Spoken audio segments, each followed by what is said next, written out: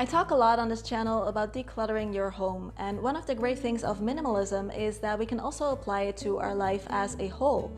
So today in this video, I want to talk about decluttering your life and 10 things we can get rid of to attract more happiness. I'm gonna go set up my camera so we can begin.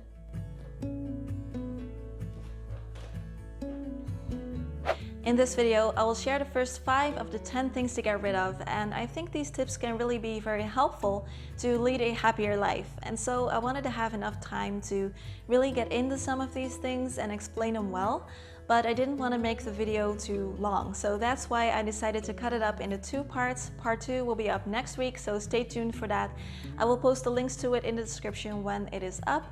I'm gonna go grab myself a cup of tea. Meanwhile, you can consider subscribing to the channel and giving the video a like, and then we can begin.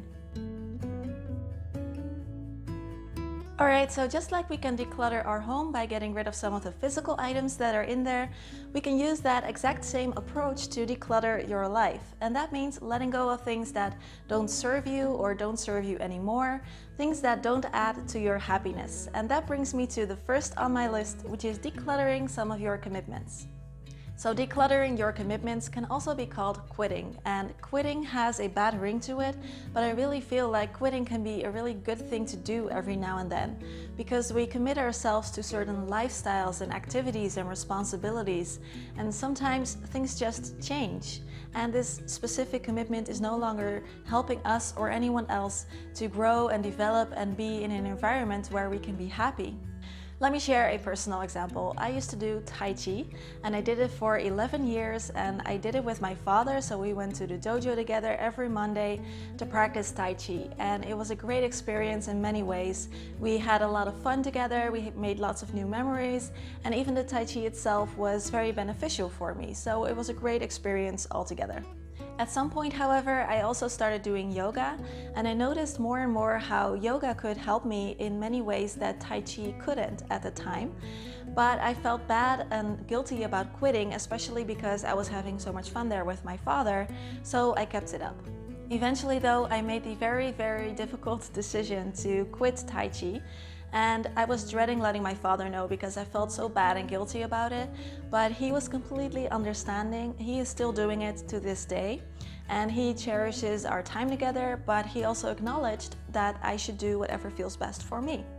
And after talking with him about it, I remember I felt so relieved, so much lighter, and this is a great example of how quitting can actually be a good thing, because you're acknowledging that something did serve you in the past, but now it is time to pursue other things, yoga in my case. So thank you, Dad, if you're watching, I love you. So if you have one or more commitments in your life that, if you're being truly honest with yourself, you are kind of ready to let go of, then just let go of them. Give yourself permission to quit something if it feels right. Just hanging on to things for the sake of hanging on will never bring you much value. Number 2 on the declutter your life list is letting go of perfectionism, of high expectations, of always needing to be perfect. I consider myself a recovered perfectionist, and I think it's one of the best things that you can do for yourself, letting go of always needing to be perfect, because it can be exhausting. There's no such thing as perfect, it doesn't exist, but you've got something else to offer besides perfection, and that is you, the real, genuine, flawed, amazing you.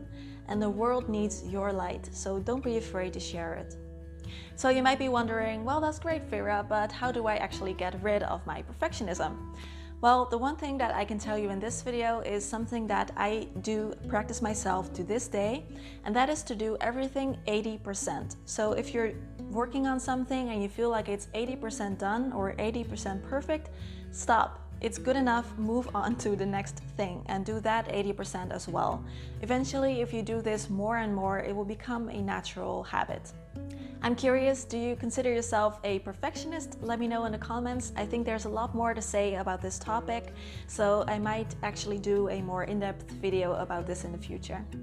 Next thing we can let go of in life is unhappy relationships. And this is where it can get a little tricky because we are discussing people, and it might feel wrong to evaluate people like you would evaluate a lamp or something that you're decluttering from your home. And that's true, they're not the same thing, obviously, but that doesn't mean that we don't have a say in who is in our life.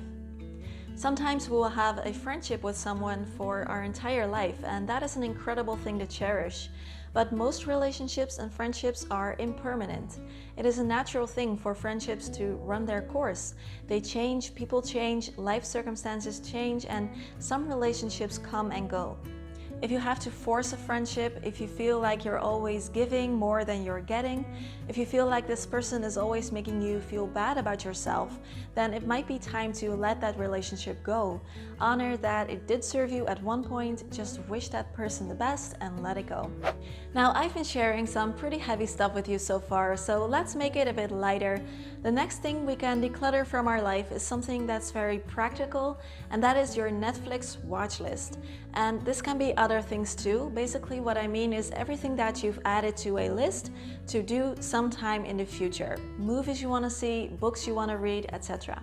It can be really easy if you see something even slightly interesting to add it to a list, thinking that you'll get to it sometime later. But in reality, having a really big watch list or a big to-do list can be very overwhelming for people, because how can we ever find the time to watch all these movies? So even though it's entertainment and it's supposed to be fun and enjoyable and relaxing, it can become something stifling, yet another thing that we have to do in our life. And that's not good. So take a moment to think, do you have lists like that?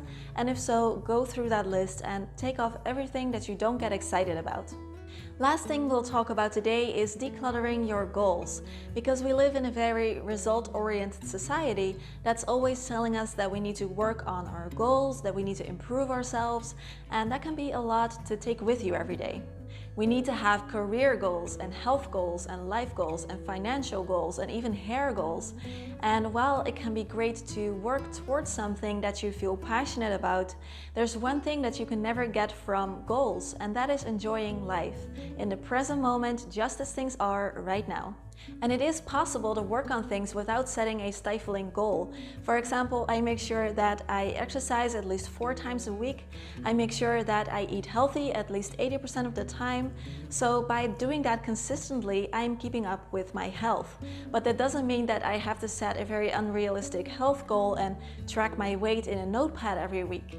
So if you have goals in your life, if they make you feel happy and motivated, keep them. If they make you feel stressed or overwhelmed or like you're not enough, toss them. You are fine the way you are. There's no need to have 8 or 9 or 10 different goals. Just keep the ones that matter most to you, that you think will help you grow and develop as a person and that make you happy, and let the rest go.